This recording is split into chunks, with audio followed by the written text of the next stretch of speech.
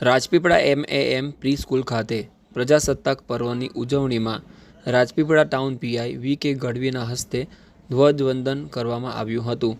26 જાન્યુઆરીના દિવસે સમગ્ર દેશમાં પ્રજાસત્તાક પર્વની દબદબાભેર ઉજવણી કરવામાં આવી હતી।